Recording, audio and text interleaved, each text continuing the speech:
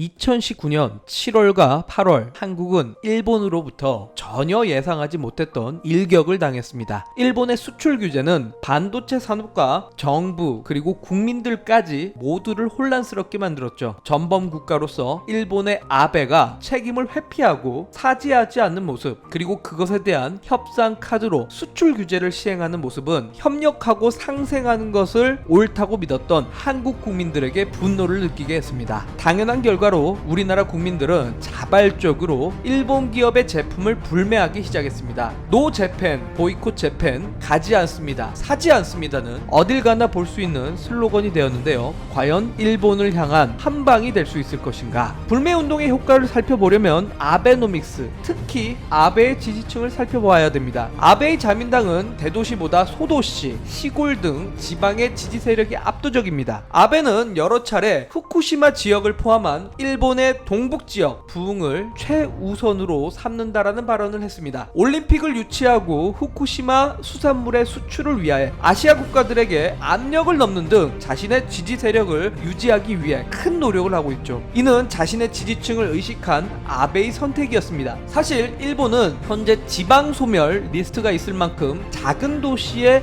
인구 감소와 지역 경제의 침체가 심각한 문제로 대두되고 있습니다. 자민당의 주 지지층인 소도시가 위험하다는 거죠. 이러한 경제 문제를 외부 자본으로 해결하려는 것이 아베노믹스입니다. 인구 감소로 인해 내수 경제만으로 국가를 꾸려나가기 점점 더 어려워지는 가운데 아베는 올림픽 유치를 믿고 한국 수출 규제를 시작한 겁니다. 불매운동 이후 일본은 어떻게 되었을까요? 지난달 일본산 소비재의 수입은 약 29억 달러로 전년 동기에 33억 달러와 비교를 해봤을 때 13.8%가 감소했습니다. 또한 6월과 비교하면 7월의 일본산 소비재 수입은 5.8%가 감소한 것으로 나타났습니다. 한국의 불매운동은 과거하고는 달리 지속적으로 일본 기업에 영향을 주고 있습니다. 결국 일본 지역 경제의 발전을 꾀하는 아베노믹스에 큰 영향을 미치게 되죠. 후쿠시마 수산물 WTO 분쟁에도 이런 속내가 숨어 있습니다. 지지층이 흔들리는 상황에서 총리 임기까지 족적을 남기고 싶었던 아베였기에 다른 국가의 반대에도 불구하고 후쿠시마 수산물 수출을 강행했습니다. 하지만 이러한 아베의 행동에도 뒤는 있었는데요. 그동안의 WTO SPS 협정과 관련된 분쟁은 피소국의 조치가 자국의 국민의 안정과 건강에 합당한 조치라고 여겨지는 경우에도 과학적 근거, 조치의 투명성 등의 기준으로 볼 때 피소국이 승소할 가능성이 높지 않았었습니다. 하지만 상소 기구는 WTO 분쟁 해결에서 합리적인 새로운 입장에서의 판단을 보여주었고, 이는 이후 WTO 분쟁에서도 환경 보호와 인간의 건강을 우선으로 판정을 내릴 긍정적인 가능성으로 보입니다. 불매운동으로 타격을 입은 가운데 현 일본 정부의 가장 중요 문제인 후쿠시마마저 패배하며 일본의 상황은 더욱 악화되었습니다. 재정적자, 국가부채, 내수 침체까지 규모만 크지 상황은 나날이 최하점을 찍고 있는 일본 경제